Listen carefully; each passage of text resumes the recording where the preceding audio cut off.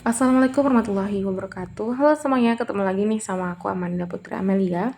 Yang mana seperti biasa teman-teman, pada kesempatan kali ini saya akan memaparkan salah satu materi dari matkul saya, yaitu matkul kuantitatif dengan materi mengidentifikasi hipotesis jurnal, baik itu jurnal internasional dan nasional, baik itu dengan metode metode korelasi, komparasi, dan eksperimen.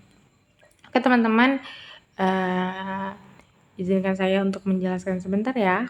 Oke, sekarang kita akan masuk ke slide selanjutnya, yang mana pada slide selanjutnya ini ada contoh-contoh jurnal yang menggunakan metode korelasi, komparasi ataupun eksperimen, dan pastinya saya akan memberikan contoh baik itu jurnal internasional ataupun jurnal nasional.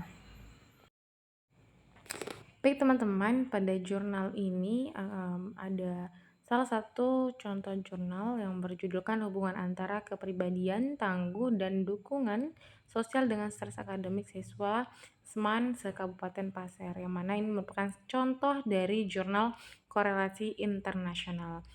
Untuk hipotesisnya teman-teman, di sini ada 3. Yang pertama adalah ada hubungan antara kepribadian tangguh dengan stres akademik, yang mana dibuktikan dengan yang mana akademik, yang artinya semakin tinggi kepribadian tangguh maka semakin rendah stres akademiknya.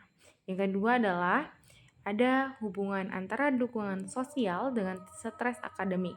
Artinya, semakin tinggi dukungan sosial, maka semakin rendah stres akademiknya. Hipotesis yang ketiga ialah ada hubungan antara kepribadian tangguh dan dukungan sosial secara simultan terhadap terhadap stres akademik.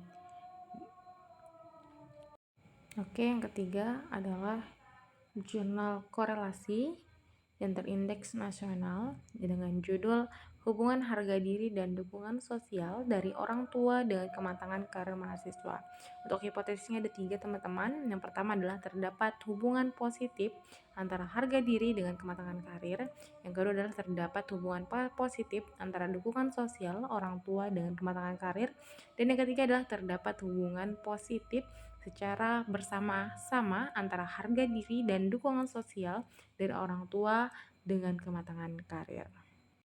Oke teman-teman, kita lanjut ke metode yang kedua, yaitu komparasi, yang mana ini jurnal yang terindeks internasional dengan judul studi komparasi tentang kemampuan berpikir kritis,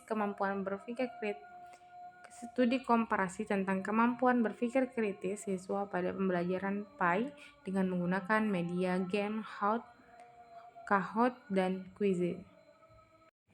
Oke, baik, ini adalah komparasi dari jurnal internasional yang tadi. Untuk hipotesis yang pertama adalah tidak terdapat perbedaan kemampuan berpikir kritis siswa pada pembelajaran PAI dengan menggunakan media game, Kahoot, dan quiz di SMA Negeri 1 Waru Sidoarjo. Yang kedua adalah hipotesisnya adalah terdapat perbedaan kemampuan berpikir kritis siswa pada pembelajaran PAI dengan menggunakan media game, Kahoot, dan Quizy di SMA Negeri 1 Waru Sidoarjo. Sekarang adalah komparasi terindeks nasional, yaitu persepsi guru BK pada akuntabilitas program bimbingan dan konseling. Untuk hipotesisnya cuma ada 1 teman-teman, yaitu terdapat peningkatan yang signifikan persepsi guru BK terhadap akuntabilitas program BK setelah workshop. Oke, untuk yang selanjutnya adalah metode eksperimen terindeks internasional dengan judul Pengaruh Pemberian Layanan Bimbingan Kelompok dengan Menggunakan Literasi Digital Terhadap Kemandirian Belajar Siswa pada Masa Pandemik COVID-19. Yang selanjutnya adalah ini hipotesisnya teman-teman, yaitu yang pertama terdapat peningkatan signifikan kemandirian belajar siswa setelah diberikan layanan bimbingan kelompok dengan literasi digital.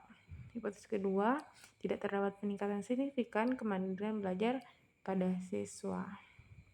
Selanjutnya adalah jurnal eksperimen yang terinternasional, yaitu dengan judul Peningkatan Hasil Belajar Siswa dengan Menggunakan Media Pembelajaran Buku Digital pada Mata Pelajaran Pendidikan Agama Islam.